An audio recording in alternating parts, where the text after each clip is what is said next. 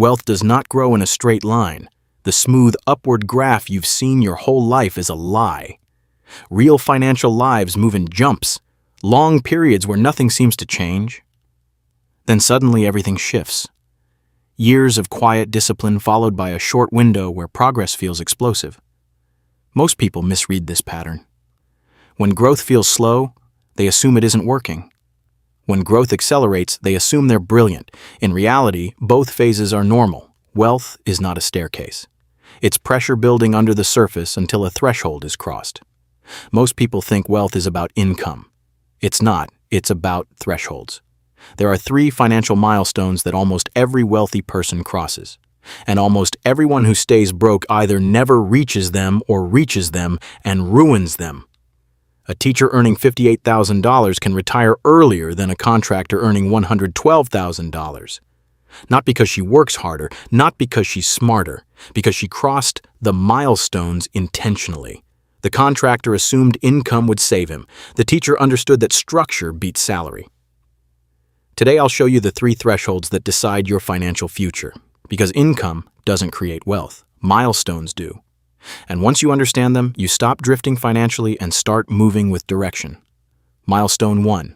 $10,000 invested, not saved, invested. This distinction seems small. It isn't.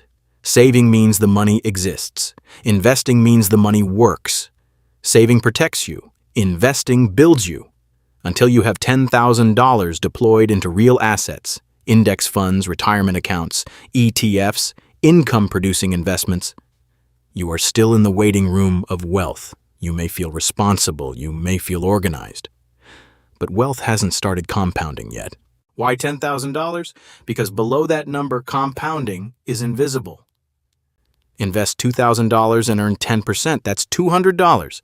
It doesn't change how you feel. It doesn't motivate you. Your brain doesn't register it as real power. It feels random, not transformational. But at $10,000, 10% is $1,000. That's rent. That's a real vacation. That's meaningful progress generated without trading your time.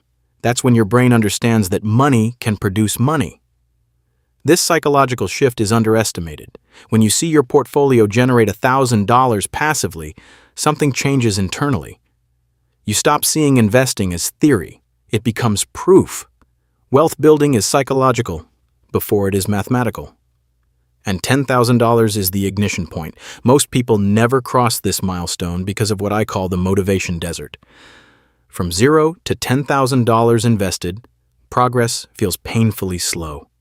Returns are small. Emergencies reset progress. It feels like you're pushing a heavy object uphill. You save for months, then your car breaks down. You invest for a year, then a medical bill appears. You start gaining momentum, then holiday spending wipes it out. The desert is not about numbers. It's about frustration. So people quit, not because they lack discipline, because the reward signal is too small. Humans are wired to respond to visible progress. When progress is invisible, motivation collapses. The people who cross this threshold are not more motivated. They are more automated. Automatic transfers, automatic investing, fixed percentages removed before spending, increasing contributions when income rises. They design friction out of the system. Willpower fades. Systems don't. And here's something most people ignore. Your first $10,000 is not about maximizing returns. It's about building identity. It's about becoming someone who invests. Once you see yourself as an investor, your decisions change. You think long-term. You filter spending differently. You measure opportunity cost. Here's the math. Invest $10,000 at age 25 at 8% and never add another dollar. By 55, it becomes over $100,000. That's one decision compounding quietly for 30 years. Now imagine you add just $300 per month after that. The numbers don't just grow, they accelerate. And that acceleration leads to Milestone 2. Milestone 2, $100,000 net worth. This is where financial gravity changes. Below $100,000, you are the engine. Your labor drives almost all the growth. Your savings create momentum. The market barely helps. If you stop contributing, progress almost stops. Above $100,000, the portfolio starts pulling weight. At this level, market returns begin to matter more than individual deposits. Saving $500 per month at 7%. From $0 to $100,000 takes about 11 years. From $100,000 to $200,000 takes about 5 to 6 years. From $200,000 to $300,000, even less. Same effort, same contribution, less time. Because compounding now has mass. Think of it like a snowball. In the beginning, it's small and fragile. After enough rolling, it becomes heavy. At that point, gravity works with you. Somewhere between $100,000 and $150,000, your annual returns begin to exceed your annual contributions. If you invest $12,000 per year and your portfolio generates $13,000 in growth, you've crossed a line. You are no longer the primary source of growth.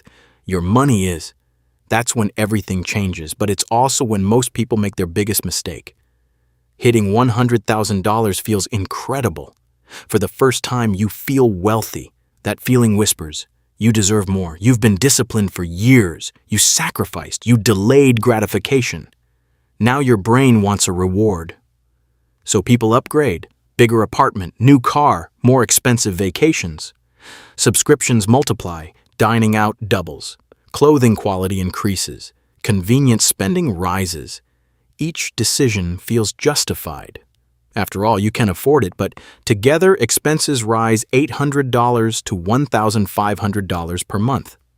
That money used to fuel compounding. Now it fuels lifestyle. This is the most expensive emotional reaction in personal finance. If you hit $100,000 at 35 and increase spending by $1,000 per month instead of investing it by 55, you could have $300,000 to $400,000 less. Extend that to age 60 or 65 and the gap widens dramatically. Not because of bad investments, not because of a recession, because of a feeling. Wealth destruction rarely looks dramatic. It looks like comfort. The people who understand this do something counterintuitive. When they hit $100,000, they invest more. They increase contributions by 1 or 2%. They raise their savings rate with each salary increase. They avoid lifestyle expansion for just a few more years. They treat the $100,000 mark not as arrival, but as launch. Because the period after $100,000 is the highest leverage compounding window of your life. If you protect it, momentum becomes exponential. If you interrupt it, you delay freedom by a decade. Now, we move to Milestone 3. Milestone 3, passive income covers baseline expenses. This is real freedom, not a net worth number, a ratio. When your investments generate enough income to cover your essential monthly expenses without touching principal and without working, that's financial independence. Notice the words essential and baseline, not luxury, not lifestyle inflation, baseline. If your baseline expenses are $3,000 per month, that's $36,000 per year. Using the 4% rule, you need roughly $900,000 invested. Why 4%? Historically, diversified portfolios have supported roughly a 4% annual withdrawal rate over long periods without running out of money. It's not perfect, it's not guaranteed, but it's a widely used benchmark. It sounds big, but the hidden variable isn't income. It's expenses. Two people. Person A earns $150,000 but spends $8,000 per month. They need about $2.4 million for freedom. Person B earns $75,000 but spends $3,000 per month. They need about $900,000. Who reaches freedom first? Usually the lower earner, because the denominator is smaller. This is the most misunderstood truth in personal finance. The fastest path to freedom is not maximizing income. It is minimizing the number your portfolio must replace. Every $100 permanently removed from baseline expenses reduces your freedom number by $30,000.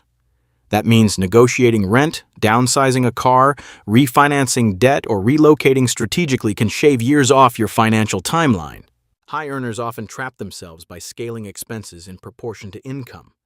They run faster, but the finish line moves further away. Financial freedom is not about looking wealthy, it's about needing less.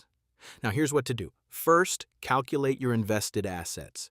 Only money working in markets counts. Not your checking account, not your car, not your furniture. If you're under $10,000, automate immediately, even $50 per week. Cross the desert. Second, if you're near or past $100,000 net worth, audit your lifestyle honestly. Did your housing upgrade? Did subscriptions grow? Did recurring spending increase quietly? Identify one expense added in the last 2 years that you could reduce. Redirect that money back into investments. Protect momentum.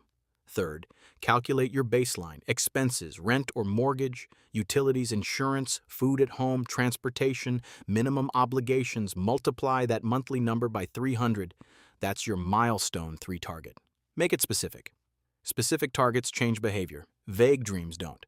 Finally, measure the gap between where you are and the next milestone. Divide it by your monthly investment rate. Now you have a timeline. If it feels uncomfortable, adjust the contribution, not the goal, because goals create direction, contributions create speed. Wealth is not built on income, it is built on crossing thresholds deliberately. $10,000 invested, ignition. $100,000 net worth, momentum. Passive income covering baseline, freedom. Everything else is noise. New cars are noise. Market headlines are noise. Comparison is noise. Temporary setbacks are noise. The only question that matters now is this: which milestone are you moving toward? Are you still in the desert? Are you protecting momentum? Or are you approaching freedom? And most importantly, are you moving on purpose? Because the difference between the teacher and the contractor was never salary. It was awareness, it was structure, it was discipline applied at the right thresholds. Cross the first, protect the second, define the third, and time will do the rest.